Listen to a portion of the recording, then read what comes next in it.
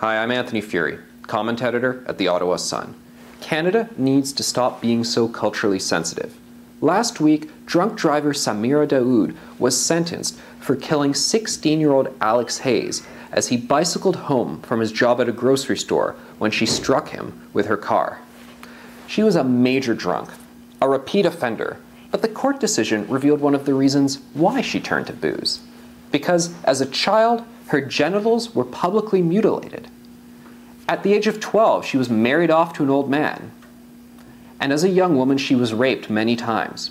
But when she came to Canada, we told her we didn't care.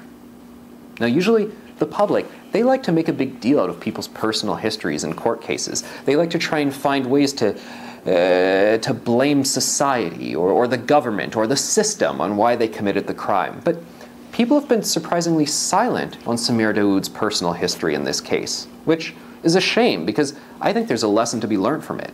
You see, we're encouraged to talk about domestic abuse, sexual abuse, about mental health issues in our society, and I think that's a great thing. But we're discouraged from talking about abusive cultural practices.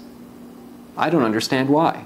I mean, if we weren't so afraid of being labeled culturally insensitive, if we weren't so afraid of standing up for equal rights in our society for everyone, even if it means upsetting a few radical Muslims here and there, then maybe, just maybe, people like Samira Daoud would have felt that they could have reached out to others in society rather than drowning their sorrows in booze. Now look, don't get me wrong, she must be held responsible for her actions, for the tragic death of Alex Hayes, who we will never have returned to us. But it appalls me that Justin Trudeau thinks that he's being compassionate when he refuses to call such practices barbaric.